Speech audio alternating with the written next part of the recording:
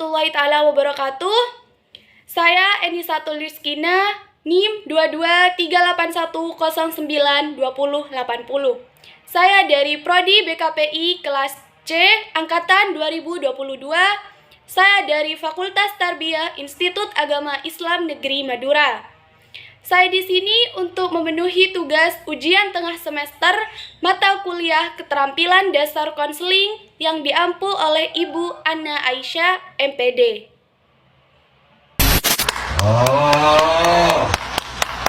Baik, pertama-tama di sini saya akan membahas kelemahan dan kelebihan yang saya miliki. Kelemahan yang saya miliki di sini yaitu kemudian, yaitu di mana suasana hati saya yang sangat mudah sekali berubah-ubah dari senang ke sedih dengan waktu yang sangat relatif singkat. Maksud dari kata kemudian di sini adalah di mana suasana hati saya yang mudah sekali berubah-ubah dari senang ke sedih. Di mana di situ bisa berganti dalam waktu yang relatif singkat sehingga sering membingungkan orang-orang yang ada di sekitar saya. Arti kemudian ini juga seringkali dikaitkan dengan tingkat kesabaran yang rendah. Ya, memang betul sekali saya memiliki tingkat kesabaran yang rendah dan mudah terbawa emosi. Akan tetapi, menurut referensi yang saya baca di jurnal sains, wajar-wajar saja apabila seseorang memiliki sifat kemudian. Asalkan untuk mengimbanginya juga perlu belajar untuk mengontrol emosi dan perasaan. Karena segala sesuatu yang berlebihan itu tidak baik.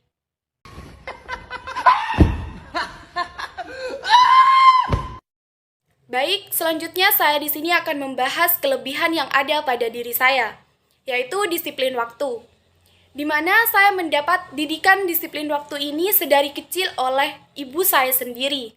Contoh kecilnya seperti ketika saya mau berangkat ke sekolah. Nah, di situ ibu saya selalu berusaha mengajarkan kepada saya untuk selalu tepat waktu. Baik itu dari menyiapkan jadwal buat besok pagi, jam bangun tidur, mandi, lalu sarapan pagi. Nah, di situ saya sudah dilatih sedari kecil oleh ibu saya sendiri. Sampai sekarang pun sudah menjadi kebiasaan baik buat saya dalam memanage waktu. Yang dimaksud disiplin waktu di sini adalah taat terhadap waktu. Bagaimana saya bisa menghargai waktu yang sudah diberikan. Menurut pandangan saya, objek yang terkena dampak negatif yang ditimbulkan karena tidak disiplin waktu terbagi atas dua. Yang pertama yaitu bagi diri sendiri dan yang kedua yaitu kepada orang lain. Misal, kita datang terlambat ke kampus. Lalu apa dampaknya? Dampaknya bagi kita yang datang terlambat ke kampus, bisa jadi kita tidak mengerti materi yang sudah dijelaskan oleh dosen tersebut. Selain itu, tidak disiplin waktu juga dapat merugikan orang lain. Misalnya, implementasinya adalah ketika melaksanakan suatu rapat. Nah, di situ kan sudah terdapat undangan yang menghadiri acara tersebut dengan waktu yang telah ditentukan. Namun, ada anggota rapat yang belum datang. Lalu, akibatnya di situ, anggota rapat yang sudah hadir tadi harus menunggu beberapa waktu untuk menantikan kehadiran anggota rapat yang belum hadir. Jadi, menurut saya, hal seperti itu sangatlah tidak baik. Karena itu akan menjadi kebiasaan dan akan dicap menjadi orang yang tidak bisa memanage waktu. Jadi, bisa disimpulkan bahwa disiplin waktu adalah sikap saya untuk taat terhadap waktu yang telah ditentukan dan sikap untuk menghargai waktu orang lain. Cara memperbaiki kelemahan yang ada pada diri saya. Yang pertama yaitu tersenyum. Ternyata tersenyum memiliki efek yang ajaib ketika seseorang dalam keadaan moodnya yang lagi tidak baik. Senyum di sini bukan berarti menampakkan senyum palsu, tetapi menampilkan senyum yang menyenangkan juga menghilangkan wajah yang muram. Keadaan seperti itu juga tidak baik buat kesehatan dan emosi. Alangkah baiknya bisa mengendalikan mood di segala situasi. Jadi, jangan lupa untuk tersenyum. Tapi jangan senyum-senyum sendiri ya. Lalu yang kedua yaitu istirahat yang cukup. Ada yang bilang kalau kurang waktu tidur akan membuat mood menjadi tidak stabil. Kegiatan setiap hari yang sangat padat akan membuat tubuh menjadi cepat lelah. Akibatnya mood menjadi naik turun. Bahkan ada pula yang lebih sensitif dan mudah emosi. Tidur teratur akan mempengaruhi keadaan mood seseorang, bahkan perasaan akan merasa tenang.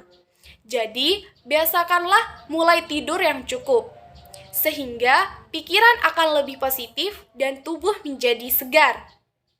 Lalu, yang ketiga, yaitu cara lain untuk mengatasi mood yang mudah sekali berubah-ubah adalah melakukan olahraga. Misalnya, berlari, bermain basket, bermain badminton, dan lain sebagainya, karena olahraga bisa membuat tubuh memompa darah lebih cepat, sehingga bisa melepaskan hormon bahagia yang akan membuat mood menjadi stabil sedia kala. Jadi, jika dikaitkan dengan sifat dasar apa yang harus dimiliki konselor, yaitu saya sendiri harus bisa memiliki kemampuan memanage emosi saya sendiri. Karena berdasarkan apa yang sudah saya paparkan sebelumnya, kalau saya memiliki kelemahan yaitu memiliki tingkat kesabaran yang rendah dan mudah terbawa emosi. Jadi, saya di sini menyimpulkan saya harus bisa menjadi konselor yang memiliki sifat dasar sabar dan tidak mudah marah. Karena kesabaran konselor membantu klien untuk mengembangkan dirinya secara alami. Sebagai konselor, haruslah lebih memperhatikan diri klien daripada hasilnya. Sebab tidak tergesa-gesa adalah salah satu kualitas sikap dan perilaku konselor yang sabar. Kesabaran konselor membantu klien untuk mengembangkan dirinya secara alami. Selain itu, kesabaran seorang konselor juga membantu konseli atau klien berpikir lebih logis ketika mengambil suatu keputusan karena sikap yang tenang. Sabar juga membantu klien atau konseli terhindar dari konflik dan lebih optimis ketika berusaha mewujudkan sesuatu. Oh, amat dekat tuh.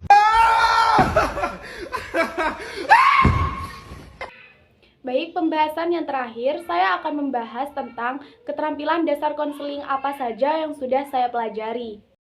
Yang pertama yaitu opening, pembukaan. Opening adalah keterampilan atau teknik untuk membuka atau penyambutan atau topik netral atau peralihan. Contohnya, menyambut kehadiran konseli seperti memberi salam dan membicarakan topik netral seperti menanyakan bagaimana kabarmu hari ini. Lalu, kata peralihan, menanyakan kedatangan kamu ke sini mau ngapain. Yang kedua yaitu attending, perhatian.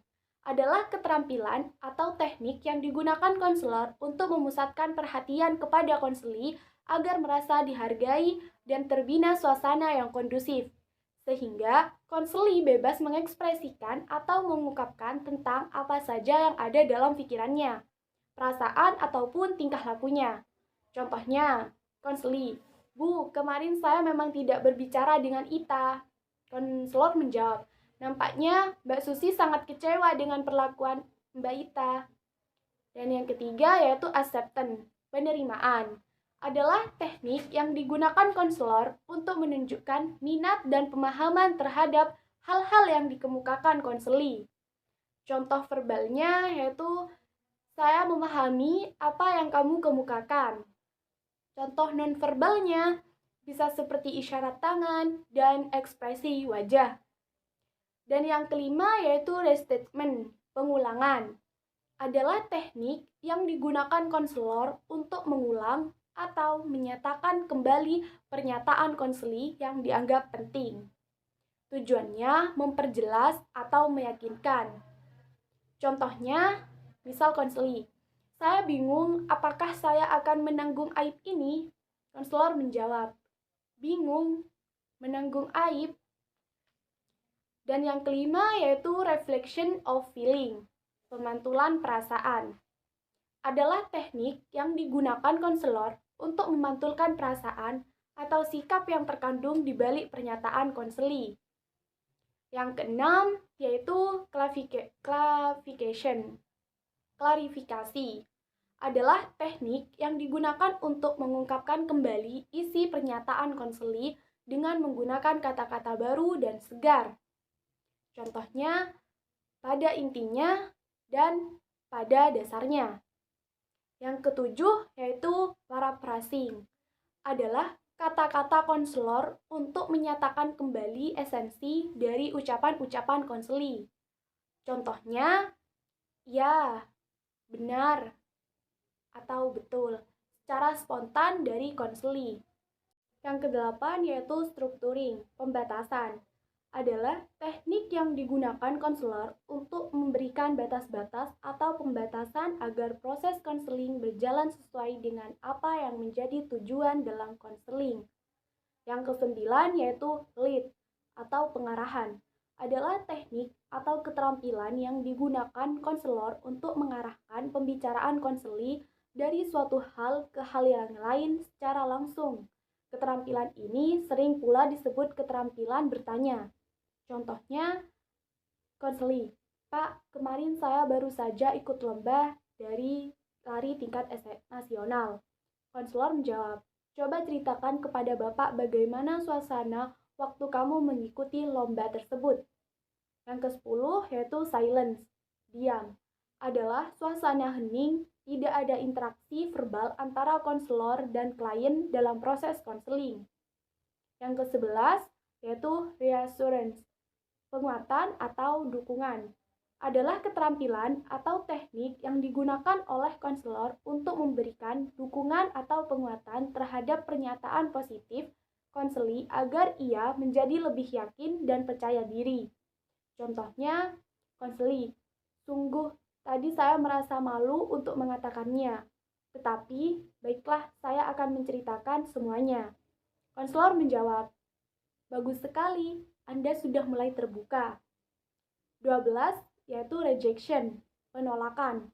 Adalah keterampilan atau teknik yang digunakan konselor untuk melarang konseli melakukan rencana yang akan membahayakan atau merugikan dirinya atau orang lain. Contohnya, konseli, Pak, kemarin saya habis bertengkar dengan orang tua saya karena saya melawan kehendak orang tua saya. Ingin rasanya saya keluar dari rumah. Konselor menjawab, coba Anda pikirkan dulu baik-baik keputusan Anda meninggalkan rumah setelah pertengkaran Anda dengan orang tua Anda. Yang ke-13 yaitu advice, saran atau nasihat. Adalah keterampilan atau teknik yang digunakan konselor untuk memberikan nasihat atau saran bagi konseli agar dia lebih jelas mengenai apa yang akan dikerjakan. 14 yaitu summary, ringkasan atau kesimpulan. Summary adalah keterampilan atau teknik yang digunakan konselor untuk menyimpulkan atau ringkasan mengenai apa yang telah dikemukakan konseli pada proses komunikasi konseling. Yang terakhir yaitu termination, pengakhiran. Termination adalah keterampilan atau teknik yang digunakan konselor untuk mengakhiri komunikasi konseling betul-betul telah berakhir. Contohnya, konselor, baiklah, sekarang waktu telah menunjukkan pukul 9.30 WIB. Sesuai dengan kesepakatan kita di awal pertemuan tadi, bahwa pertemuan kita ini hanya sampai pukul 9.30 WIB. Maka, marilah kita akhiri pertemuan ini dan dapat kita lanjutkan minggu depan. Mungkin cukup itu yang bisa saya sampaikan, kurang lebihnya mohon maaf. Wabillahi taufiq wal hidayah. Wassalamualaikum warahmatullahi ta'ala wabarakatuh. Thank you for watching.